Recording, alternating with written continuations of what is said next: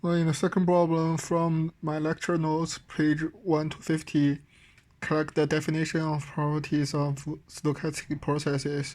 The first one is Wilson stationary, means it's a constant and RT1, T2 equals to R tau. Easier to get the second order density, can do state estimation, parameter estimation, and prediction in mean square size. If the input is Wilson stationary, output of stable LTI system is also Wilson stationary. And the second one is input increment processes.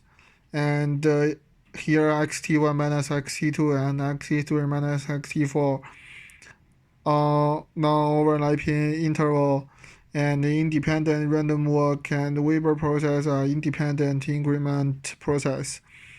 The third one is Markov process. Past has no influence on future when present is known. And Poisson impulse semi-random telegraph, random telegraph, random walk, and Weber process are all Markov process. The fourth one is the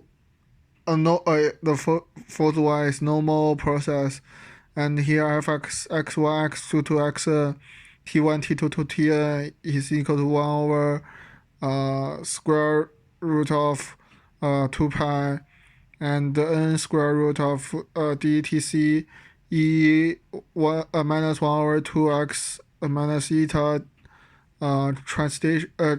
transition c minus 1 x minus eta. X is the vector of x1 to xn. The upper x is the vector of xt1 to xtn, and eta equals to ex, c equals to x ex minus eta transition. And we treat normal process as a large class of stochastic processes and treat Weber process as a specific example. And the fifth is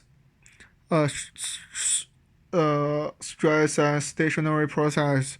Here fx x1 to xn t1 to tn equals to fx x1 to xn t1 plus sigma t2 plus sigma to tn plus sigma. And it is not affected by a shift on time x.